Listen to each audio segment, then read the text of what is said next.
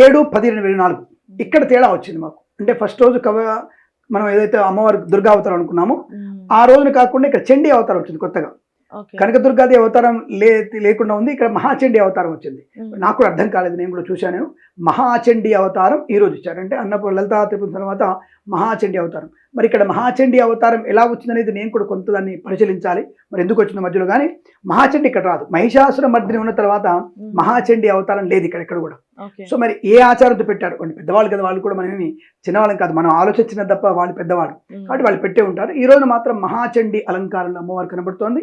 ఇక్కడ అమ్మవారికి అష్టాదశ భుజి అంటే 18 భుజాలు కలిగి ఉంటుంది అమ్మవారు, 18 భుజాలతో ఉంటుంది. ఇక్కడ మనకు తెలిసినంత వరకు అంటే చండీ పారాయణంలో ఈరోజు రక్తబీజుని యొక్క సంహరణ, రక్తబీజుని వాడిని చంపుతుంది వాళ్ళ అమ్మవారు. మరి చంపిన తర్వాత చండీ అవతారం ఎత్తుంది. కాబట్టి ఇక్కడ చండీ అవతారం అమ్మవారికి మనకి ఈ కచ్చకాయ రంగు వస్త్రం ఉంటుంది కదా, ఇది యాష్ కలర్ అంటారు. యాష్ కలర్ వస్త్రాన్ని మనం ధరింపజేయాలి అమ్మవారికి. లేదా కొంతమంది బ్లాక్ కలర్ కూడా కడుతుంటారు.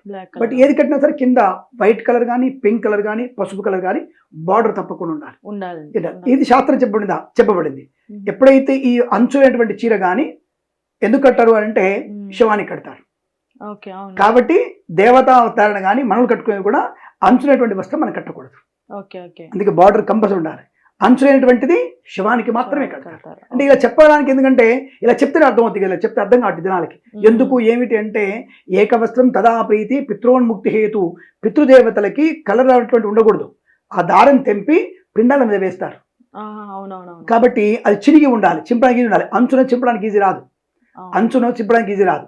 అదొక కారణం చేత మన దేవతా వస్త్రాలు కానీ మనం కట్టుకునే వాళ్ళు కానీ అంచునవే ఇవ్వాలి, అంచునవే కట్టుకోవాలి.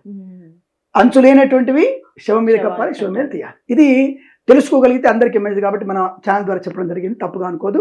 ఇక మనకి ఈరోజు మనకి చండిక అవతారం యాష్ కలర్ చీర అమ్మవారికి కట్టాల్సిన అవసరం ఉంటుంది. తదుపరి అమ్మవారికి ఈరోజు గుమ్మడికాయ, పండు గుమ్మడికాయ పదార్థాన్ని పెట్టాలి. పండు గుమ్మడికాయ చేసినటువంటి కారం కానీ, పండు గుమ్మడికాయ స్వీట్ కానివ్వండి, సొరకాయతో చేసినటువంటి అప్పాలు అంటారు, అంటే సొజ్జబూరలు అంటారు, సొజ్జబూరలు కానివ్వండి, లేదా సొరకాయటువంటి కారపప్పలు కానివ్వండి, అమ్మవారికి నివేదన చేయాల్సిన అవసరం. ఇవన్నీ కూడా మళ్ళీ చూసుకోండి ఆరోగ్యానికే. ఒక్కొక్కటి అమ్మవారికి ఆరోగ్యం కోసమే. పెసరపప్పు ఆరోగ్యం, తర్వాత పప్పు ఆరోగ్యం, తర్వాత వచ్చేటువంటి పప్పు ఆరోగ్యం ఉంది. ఇలా అమ్మవారికి సౌరభుజలు కానివ్వండి, దధ్యోదనం, పెరుగన్నం, తర్వాత చిత్రాన్నం, ఇవన్నీ కూడా అమ్మవారి నివేదన. మహానైవేద్యం అక్కర్లేదు వాళ్ళు, అంటే మహానైవేద్యాలు. జున్ను, ఇవాళ అమ్మవారికి జున్ను కూడా పెట్టాలి. ఈ రోజు అమ్మవారికి విషయం పెట్టాల్సింది గుమ్మడికాయ. ఎందుకు గుమ్మడికాయ ప్రశస్తం అంటే గుమ్మడికాయ అనేది ఒక పండు గుమ్మడికాయ ఈక్వల్ టు 16 మేకల్ని బలిచ్చినట్టు. అవును, 16 మేకల్ని గుమ్మడికాయని బలిచ్చినట్టు కూడా చేస్తుంటారు, బలిస్తారు. అంటే బలిపెట్టే ప్రతి కట్టు గుర్తుపెట్టుకున్నారు మీరు, హోమాల దగ్గర బలిస్తుంటారు, అంటే అష్టదిక్పాలక బలి అంటారు దాన్ని. ఇక్కడ అమ్మవారికి బలిస్తారు. అంటే ఈ అమ్మవారికి బలివ్వడం అనేది ఒక చర్య అయితే, పూజ విధానంలో అయితే నైవేద్యంలో పండు గుమ్మడికాయతో స్వీటు, పండు గుమ్మడికాయతో కూర, బూడిద గుమ్మడికాయతో కూర. అలాగే ఈ రోజున తప్పకుండా మీరు అందరూ బూడిద గుమ్మడికాయ పెట్టుకొని పూజ చేసుకోండి. తప్పకుండా ఆ బూడిద చేసుకొని ఇంటికి కట్టుకోండి.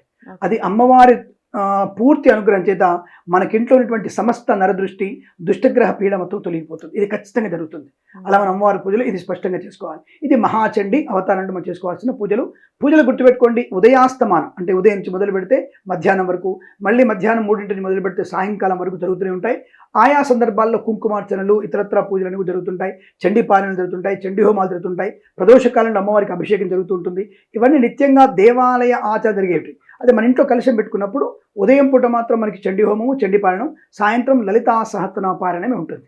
అంతకుమించి మన ఇంట్లో ఉండదు. శ్రీచక్రార్చన, చండీ హోమం, చండీ పారాయణ పొద్దున, సాయంకాలం కుంకుమార్చన, లలితా సహస్రనామ పారాయణ, ఇవి మాత్రం ఇంట్లో ఉంటాయి. ఇది బాగా గుర్తుపెట్టుకోండి. దేవాలయ పూజ వేరు, ఇంట్లో పూజలు వేరుగా ఉంటాయి. రెండు ఆయా ఆచారాలను బట్టి, గుడి ఆచారాన్ని బట్టి ఉంటాయి. ఆ విషయంలో మీరు తప్పుగా అర్థం చేసుకోవద్దు. ఇక మనకి